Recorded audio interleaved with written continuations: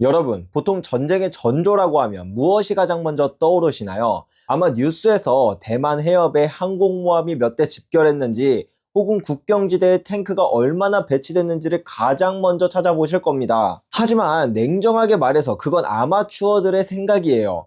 군사 자산은 언제든 훈련을 핑계로 움직일 수 있고 단순히 상대에게 겁을 주기 위한 신호로 쓰이다가 며칠 만에 기지로 돌아갈 수도 있거든요. 말 그대로 보여주기용 연극일 때가 많다는 거죠. 만약 진짜 초강대국이 상대방과 돌이킬 수 없는 결별을 준비하고 있는지, 즉 진짜 전쟁을 앞두고 판을 짜고 있는지를 알고 싶으시다면 군함이 아니라 국가 부채의 움직임을 추적해야 합니다. 부채는 전 세계 질서를 떠받치는 거대한 안방과도 같거든요. 너무 무겁고 느리게 움직이기 때문에 시장을 붕괴시키지 않으면서 그 어마어마한 물량을 털어내는 데는 몇 달, 길게는 몇 년이 걸리기도 해요. 그런데 지금 세계 2위의 경제 대국인 중국이 자신들의 최대 라이벌인 미국의 빚을 경제적 상식으로는 도저히 설명할 수 없는 속도로 팔아치우기 시작했습니다. 이건 단순히 포트폴리오를 조정하는 수준이 아니에요. 전쟁을 치르기 전에 가판위의 모든 장애물을 쓸어버리는 과정이라고 봐야 하죠. 오늘 이 영상을 끝까지 보시면 왜 우리가 지금까지 안전자산이라고 믿었던 미국의 국채와 달러의 환상에서 당장 깨어나야 하는지를 깨닫게 될 거예요. 그리고 곧 들어닥칠 금융의 대폭풍 속에서 우리는 무엇을 준비해야 하는지 그 충격적인 실체를 아주 명확하게 알게 되실 겁니다. 미 재무부가 발표한 TIC 리포트, 즉 국제자본 통계를 한번 들여다볼까요? 읽기 지루해요. 기자들도 보통 헤드라인 숫자만 훑고 지나갑니다. 근데 이 자료가 가끔 전쟁 뉴스보다 더 솔직합니다. 2025년 10월 기준 중국이 보유한 미국 국채는 6,880억 달러까지 곤두박질 쳤습니다. 6,880억 달러라고 하면 여전히 큰돈처럼 들리겠지만 미중 관계라는 맥락에서 보면 이건 파멸적인 붕괴에 가까워요. 무려 2008년 10월 이후 최저치거든요. 지난 17년 동안 공들여 쌓아온 금융통합의 역사가 통째로 지워진 셈이죠. 잠시 과거를 떠올려 볼까요? 2013년 미중 공생관계가 정점이었을 때 중국은 무려 1조 3,200억 달러의 미국 빚을 들고 있었습니다. 사실상 미국의 적자를 먹여 살리는 든든한 물주였어요. 중국이 국채를 사준 덕분에 미국인들은 싼 값에 중국산 물건을 쓸 수 있었고 저금리와 글로벌 무역의 황금기가 유지될 수 있었던 겁니다. 하지만 이제 그 견고했던 연결고리는 완전히 끊어졌다고 봐야 해요. 중국은 고점 대비 보유 물량의 거의 절반에 가까운 48%를 청산해버렸거든요. 6천억 달러가 넘는 미국 국채를 미련 없이 내다 버린 거죠. 여기서 우리가 진짜 주목해야 할 지점은 단순히 팔았다는 사실이 아닙니다. 바로 언제, 어떤 상황에 팔았느냐가 중요해요.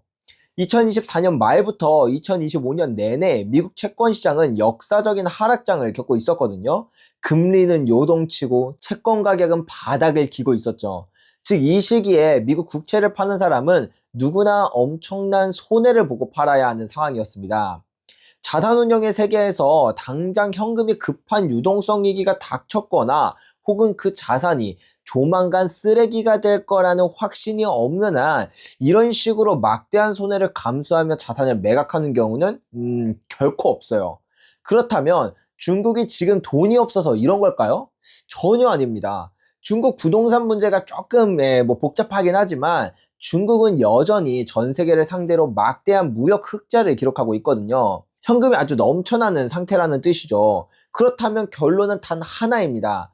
중국 공산당은 이제 미국 국채를 가치 저장 수단이 아니라 언제든 자신들의 발목을 잡을 수 있는 전략적 리스크로 보고 있다는 거예요. 이건 명백한 제재 회피 신호라고 할 수 있습니다. 우리는 2022년 2월 러시아가 우크라이나를 침공했을 때를 잊지 말아야 합니다. 당시 미국과 유럽이 러시아 중앙은행에 외환보유고 3천억 달러를 하룻밤 만에 동결시켜 버렸을 때 중국은 엄청난 충격을 받았거든요. 자신들이 뉴욕이나 런던 계좌에 넣어둔 돈이 마우스 클릭 몇 번에 동결되는 걸 보면서 깨달은 거죠. 만약 우리가 대만을 움직이거나 남중국해에서 충돌이 생기면 우리가 가진 미국 국채는 자산이 아니라 인질이 되겠구나 하고 말이에요. 지금 중국이 들고 있는 6,880억 달러는 언젠가 미 법무부에 기부하게 될지도 모르는 잠재적 인질인 셈입니다. 제재가 가해지는 순간 그 가치는 빵원이 될 테니까요. 그래서 그들은 지금 탈출을 감행하고 있는 겁니다. 내일 100%를 잃느니 오늘 10%나 20%의 손해를 감수하더라도 현금화하겠다는 아주 냉정한 전략적 판단이죠. 이건 금융계의 소집 해제 통보와도 같아요. 보통 중앙은행이라면 시장을 자극하지 않기 위해 아주 천천히 팔려고 노력했을 겁니다. 하지만 최근 중국의 매도 속도는 거의 광기에 가까울 정도로 빨라요. 10월 한 달에만 120억 달러를 털어낸다는 건 시장이 어떻게 되든 상관하지 않고 오직 자본 탈출에만 집중하고 있다는 증거거든요. 중국에게는 이제 미국 관할권 밖으로 돈을 빼내는 게 무엇보다 급선무인 거죠. 이런 움직임은 미국 경제에 정말 엄청난 재앙을 예고하고 있습니다. 지난 20년 동안 미국 정부가 막대한 적자를 내면서도 버틸 수 있었던 건 동양의 큰 손인 중국이 가격을 묻지도 않고 따지지도 않고 빚을 사줬기 때문이잖아요. 금리가 어떻게 되든 상관없이 무역에서 번 달러를 다시 미국 국채에 투자해주던 그 구매자가 이제는 가장 무서운 판매자로 돌변해 버렸습니다. 공급은 쏟아지는데 수요는 사라진 상황. 경제학의 기본 원칙대로라면 미국 국채 가격은 폭락하고 금리는 미친 듯이 솟아야 정상이죠. 10년물 국채금리가 폭등하면 대출금리가 치솟고 은행들이 파산하며 국가부채의 이자조차 못 갚는 지경에 이르러야 하거든요. 그런데 참 이상하죠? 아직 그런 파국은 일어나지 않았습니다. 금리가 오르긴 했지만 시장이 완전히 붕괴되지는 않았단 말이에요. 도대체 왜일까요? 바로 중국이 빠져나간 그 자리를 미국의 동맹국들이 강제로 메우고 있기 때문이에요. TIC 데이터를 세밀하게 분석해보면 중국의 보유량이 급락하는 동안 영국과 벨기에의 보유량이 비상식적으로 치솟는 걸 볼 수 있어요. 특히 영국의 미국 국채 보유량은 2025년 말 8,779억 달러를 찍으며 역대 최고치를 경신했죠. 근데 상식적으로 한번 생각해 봅시다. 영국 경제 규모는 중국의 6분의 1도 안 되는데 어떻게 중국보다 더 많은 미국의 부채를 사줄 수 있을까요? 영국이 갑자기 무역 흑자가 엄청나게 늘어난 걸까요? 당연히 아닙니다. 영국은 여전히 무역 적자국이에요. 그러면 그 돈이 다 어디서 났을까요? 그들은 지금 자신들의 장부를 희생해서 미국의 충격 흡수원 역할을 하고 있는 겁니다. 쉽게 말해 빚을 내서 미국의 빚을 대신 갚아주고 있는 셈이에요. 벨기에의 상황도 비슷해요. 인구 1,000만 명의 작은 나라가 4,684억이라는 엄청난 양의 미국 국채를 들고 있는 건 그곳에 있는 세계 최대 금융결제기관인 유로클리어를 통해 정체를 숨긴 누군가가 물량을 떠안고 있다는 뜻이거든요. 이른바 바지사장 동맹이 가동되고 있는 거예요. 미국은 지금 동맹국들에게 금융적인 강제 짐직 명령을 내리고 있습니다. 중국이 던지는 물량을 너희가 안 받으면 전 세계 금융 시스템이 무너진다. 그러면 우리도 너희를 지켜줄 수 없다라고 압박하는 거나 다름없죠.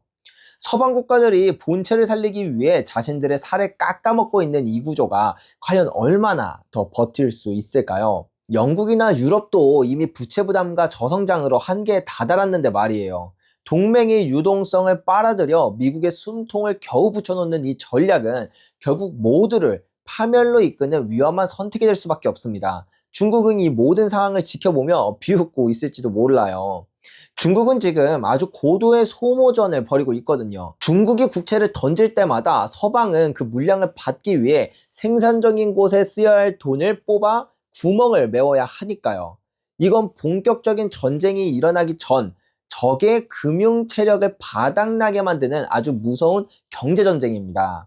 이제 미국 국채 시장은 더 이상 경제 논리가 지배하는 곳이 아니에요. 외교적인 생존을 위해 억지로 버티는 정치적 시장이 되어버렸죠. 수익을 노리는 투자자들은 진작에 떠났고 미국의 눈치를 보는 동맹국들만 남은 이 시장은 갈수록 위태로워지고 있습니다.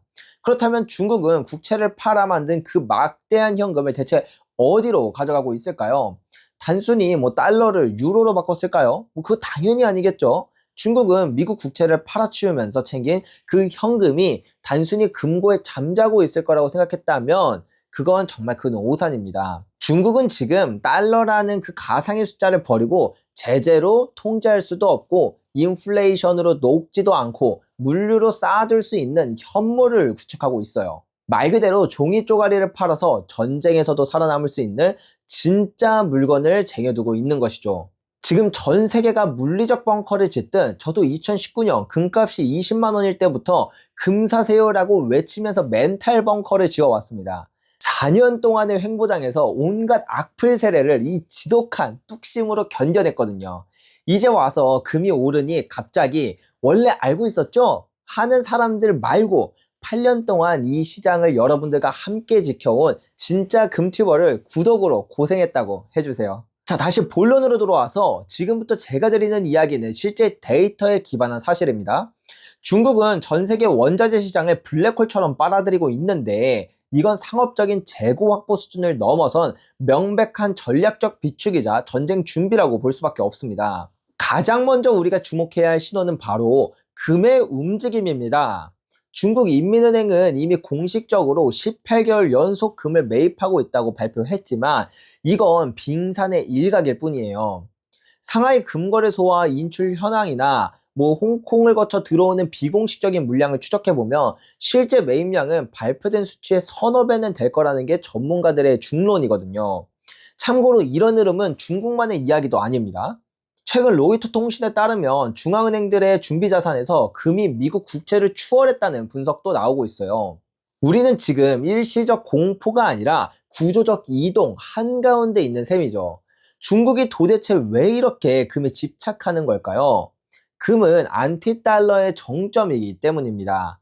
스위프트 시스템에서 퇴출당해도 뉴욕의 은행 계좌가 동결돼도 금은 그 자체로 가치를 지니고 어디서든 통용되고 있거든요.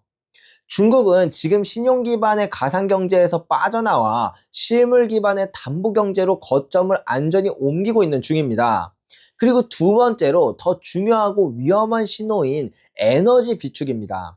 중국의 가장 치명적인 아클레스건은 바로 석유의 70% 이상을 수입에 의존한다는 점이에요. 만약 미국과의 갈등이 실제로 충돌로 번져서 미국 해군이 말라카 해협을 봉쇄하기라도 한다면 중국 경제는 한 달도 못 버티고 멈춰서게 됩니다. 그래서 중국은 지금 국채를 판 돈으로 석유를 미친 듯이 사들이고 있어요. 2015년 최신 데이터를 보면 중국의 전략 비축률은 무려 15억 배럴에 육박하고 있습니다. 위성 사진을 보면 중국 곳곳에 거대한 석유 저장 탱크와 지하 동굴 저장소가 계속 늘어나는 걸 확인할 수 있는데 이건 해상 봉쇄가 일어나도 최소 1년 이상은 버틸 수 있는 에너지 방공호를 짓고 있다는 확실한 증거입니다. 게다가 러시아나 이란 같은 나라들과 거래를 하면서 달러 대신 위안화로 결제하는 페트로 위안 시스템을 강화하는 것도 같은 맥락으로 볼 수 있죠. 다음으로 세 번째 신호는 구리와 전략 광물의 매집 현황입니다. 이 대목이 정말 좀 흥미로운데 현재 중국의 부동산 시장은 역대급 침체기를 겪고 있잖아요. 원래 아파트를 안 지으면 전선이나 배관에 들어가는 구리 수요가 줄어야 정상입니다. 그런데 이상하게도 최근 중국의 구리 수입량은 오히려 사상 최고치에 근접하고 있어요. 집을 안 짓는데 구리는 다 어디에다 쓰는 걸까요? 정답은 바로 군수산업에 있습니다. 미사일을 만들고 드론을 제조하고 군사용 전력망을 구축하는데 구리는 필수적인 자원이거든요.